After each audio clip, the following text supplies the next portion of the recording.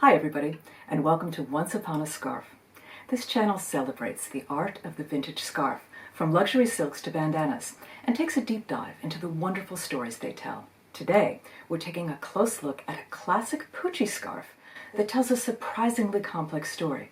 It takes us from La Dolce Vita to colonial battlefields and back. It represents a cool little corner of fashion and world history. I'm the author of two classic books on vintage fashion, Secondhand Chic and Its Vintage Darling. I'm a huge fan of the luxury, versatility, and extraordinarily good value of great vintage scarves. I'm so happy to share what I know with you. So this one, it's a really unusual vintage crepe silk scarf by the great designer Emilio Pucci. Why is it unusual? Well, right off the bat, he almost never, and I mean ever, created prints with a recognizable human face as the main theme. Far more often, it was psychedelic, geometric, or organic shapes exploding in a dizzying array across the fabric. But here we have a human, two beautiful humans actually, who appear to be of tribal origin. So what's going on? We know that Emilio Pucci was a descendant of a noble house in Florence, Italy. He was all about the jet-set lifestyle and traveled extensively. He used the sights from his travels to inspire his textile designs. It's on record that he visited Africa at some point in the early 1960s. We don't know exactly where or when, but it affected his work in a profound way. In fact, in a way that changed fashion history. More on that later. For now, let's get into this scarf in specific. I believe that this is a double portrait of a Zulu woman, that precise ethnic group, rather than the colonial catch-all notion of the primitive African, is really important.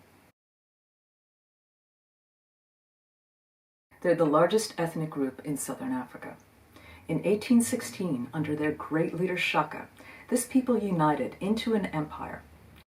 Shaka promoted a highly disciplined warrior culture that rivaled the Spartans in ancient Greece. Such was their might and determination that they defeated British military troops in a famous battle in 1880. Despite the fighting spirit, the people were absorbed into the British colony of Natal in 1897. But the image of tribesmen armed with short spears and antelope shields, going toe-to-toe with red-coated Brits, with horses and muskets, that lived on in popular imagination. There's a good reason that Zulu is the last designation in the British call sign alphabet. While Zulu men were warriors, women raised the family, covered the agricultural front, and sometimes took care of the cattle. They tended to be physically striking, as these antique photographs and postcards show. See, prior to the 20th century, married Zulu women wore their hair in a very distinctive style, where a cone or tube of hair surrounding a wicker frame projects out from the back of the head. It was called an isicholo. The style accentuated the cheekbones and the extraordinary grace for which women of this tribe were and are famous. Apart from the look, this style also signified that the wearer was married. Indeed, it was a mark of respect to the husband, his family, and his ancestors. In give or take the 1950s, the high-maintenance isicholo gave way to a substitute, a flared hat that mimicked the shape of the traditional hairstyle and had the same name. As before, it was worn by married women, on a daily basis formerly, and now only on ceremonial occasions. Doesn't it seem likely that this is precisely what we see in this scarf? Even the zigzag background is reminiscent of the legendary beadwork commonly worn on Zulu collars and aprons. Getting back to Emilio Pucci, what was he thinking? Had he visited Zulu peoples in his trip? There's no positive evidence for or against, at least nothing I can find online. But that trip must have made a mighty impression. That's because in July 1964, his entire collection was dedicated to African themes.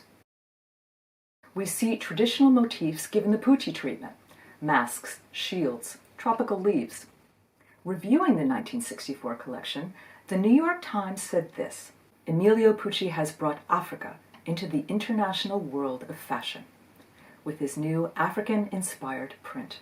The print is direct and strong and, as is the case with primitive art, completely modern. Beyond this, in this 1964 collection, Pucci made a massive fashion statement, or more accurately, two of his models did. Dolores Francine and Yolande Toussaint were among the first black women to walk the catwalk in the show of a major European designer. Again, here's the New York Times. It electrified the audience this afternoon when his two Negro models stepped out on the Pitti Palace runway. But there's one final twist to this tale.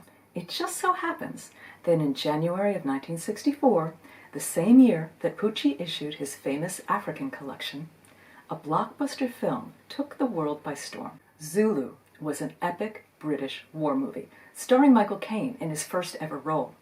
It depicted the 1879 fight of 150 British colonial troops against 4,000 Zulu warriors. Honestly, the movie makes for strange viewing now. Stiff upper-lip Brits in lobster red coats versus a formidable army in cheetah skin. In fact, in 2007, a survey of film critics simply couldn't decide whether the film was racist or anti-colonialist.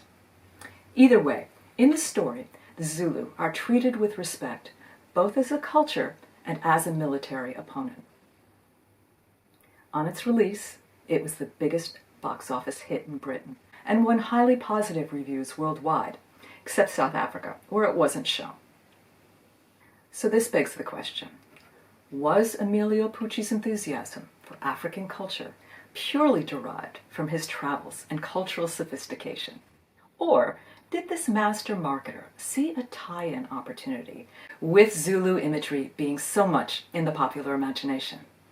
I honestly have no idea, but doesn't it make for a wonderful story? And whatever its background or origins, this is a beautiful vintage silk scarf, honoring traditions that are so much worth a closer look. So that's today's scarf story. I hope you enjoyed it. Please press the usual buttons if you'd like to see more.